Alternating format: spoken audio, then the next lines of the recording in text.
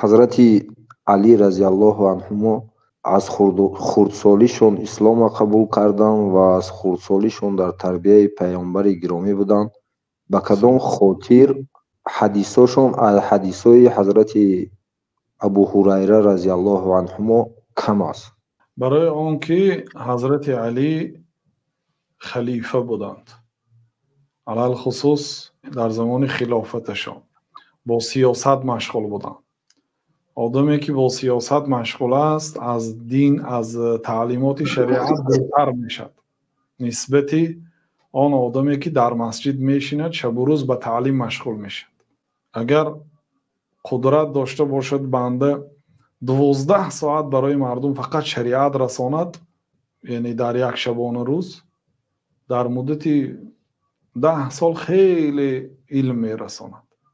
аммо он одаме ки ба тиҷорат машғул аст, ба сиёсат машғул аст, ба дигар корҳои аз илм таълим додан дуртар машғул аст, он одам яъне ки вақти кам дорад. бинобар ҳазрати абу бакр аз ҳазрати абу ҳурайра он тараф истад аз тамоми саҳобаҳо илми васеъ доштанд, яъне ҳадиси зиёд медонистанд.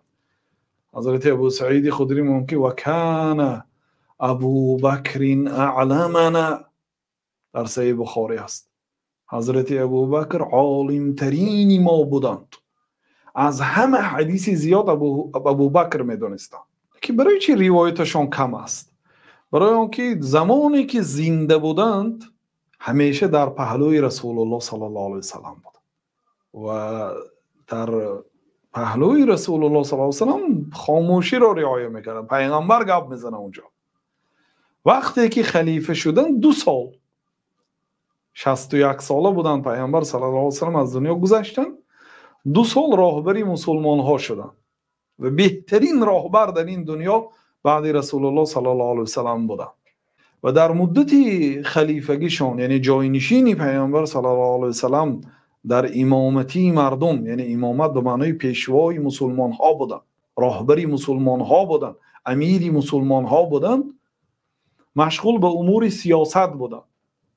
рӯзҳои ҷумъа баромад мекарданд, ба 5 вақт намоз имоматӣ мекарданд, лекин нишаста дар масҷид фақат ҳадисгӯӣ намекарданд.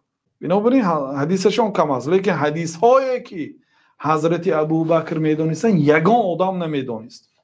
баъзе ҳадисҳо буд ки 2 кас 3 кас ҳам намедонистанд, монанди дафни пайғамбар саллаллоҳу алайҳи васалам. пайғамбар саллаллоҳу алайҳи васалам вақте ки вафот карданд ягон одам намедонист ки ба куҷо дафн карда мешавад. ягона абу бакр медонист. гуфтанд ки пайғамбарҳо дар ҷое ки вафот мекунад дар айни ҳамун ҷо дафн карда мешавад. ина ман аз пайғамбар саллаллоҳу алайҳи васалам шунидам. ҳеҷ каси дига шунидагӣ набуд. яъне одам хос илмҳо дошт ҳазрати абу бакр. бо вуҷуди ин ҳазрати али он тараф истад, яъне ки ҳазрати абу бакр аз абу ҳурайра кам илм риёяд. ҳазрати умар ҳам барои чӣ? барои он ки монанди абу ҳурайра ҳатто дар ривояташам вақте ки баъзе ҳадисҳоро мегуфт, ҳазрати умар мегуфтанд ки моро аз ин шунидани ин ҳадисҳо машғулиямо дар бозор, яъне машғул шудан дар тиҷорат ва молпарварӣ, яъне чорводорӣ моро аз ин ҳадисҳо машғул кард. яъне ҳазрати абу ҳурайра донистан, ҳазрати умар намедонистан ин ҳадисро. лекин умум гирем илми умар аз илми абу ҳурайра баланд аст. лекин дар масъалаи расонидан оно фурсати расонидан надоштанд монанди абу ҳурайра. абу ҳурайра камбағал, на хона дорад, на зан дорад, худаш ғариб аст, дар дохили масҷиди ҷаноби расулуллоҳ саллаллоҳу алайҳи васалам хоб мекард, шикамои гуруснакати ҳамроҳи расулуллоҳ саллаллоҳу алайҳи васалам мегашт, кор надошт, замин надошт, дӯкон надошт, тиҷорат надошт, чорво надошт. ҳамеша дар муддати 3 сол илми зиёд ҷамъ кард ва баъди вафоти расулуллоҳ саллаллоҳу алайҳи васалам дар масҷид нишаста ҳадис мегуфт. ҳатто касе гуфт ки раветон дар масҷиди ҷаноби расулуллоҳ саллаллоҳу алайҳи васалам мероси пайғамбар саллаллоҳу алайҳи васалам тақсим шуда истодааст. мардум давида омаданд ки аз мероси пайғамбар саллаллоҳу алайҳи васалам бохабар шавем. омаданд ки чизе нест, ҳазрати абу ҳурайра ҳадис гуфта истодааст. بعد از آن گفتن که کجا شد میراث ها؟